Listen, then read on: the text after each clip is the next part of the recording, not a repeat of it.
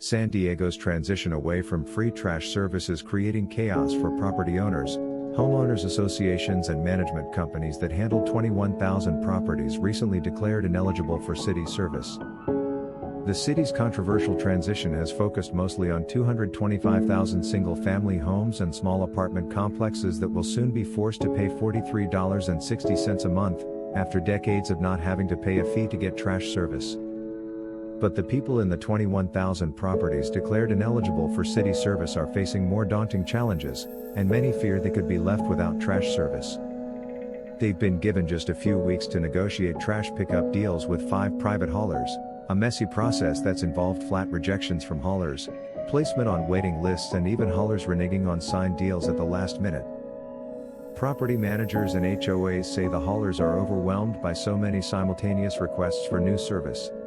The haulers have been telling prospective customers they lack the immediate capacity, trucks and drivers, to absorb so many new customers so quickly.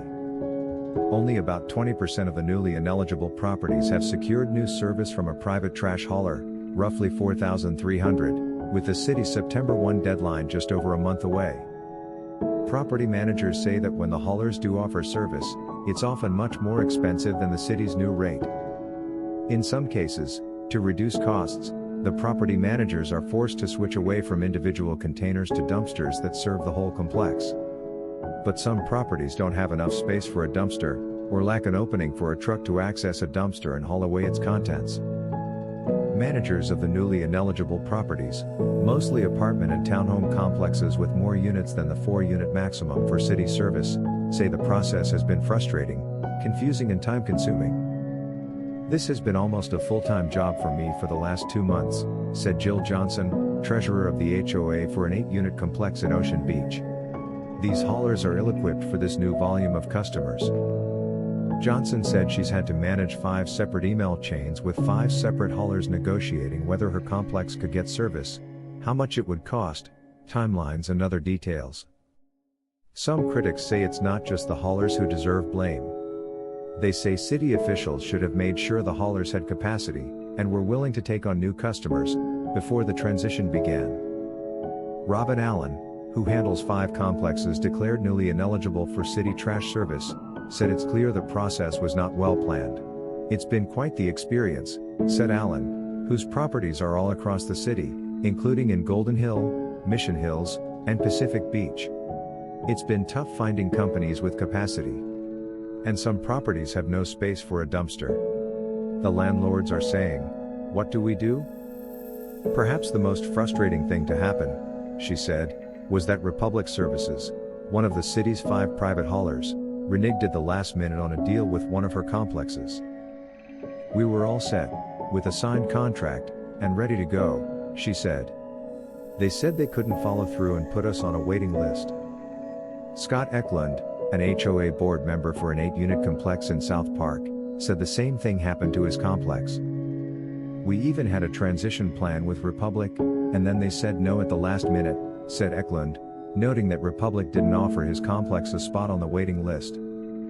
Republic said by email that it couldn't comment on the last-minute decisions not to offer service. "Our company offers multiple recycling, organics and waste solutions across San Diego County, however, this issue pertains specifically to City of San Diego operations, and we are not in a position to comment," the statement said. The other 4 haulers, EDCO, Universal Waste Systems, Ware Disposal and Waste Management, declined to comment for this story. The complex eventually hired a trash service broker and ended up with a monthly rate of $700 for the 8 properties, $87.50 per property. The new fee will raise monthly HOA dues from about $500 to roughly $600, he said. Johnson, the HOA treasurer in Ocean Beach, said her complex switched from individual cans to dumpsters in an effort to slash monthly costs for the 8-unit complex from $800 to $273. Another challenge for the owners of apartment complexes is deciding whether to pass the new trash fee on to renters.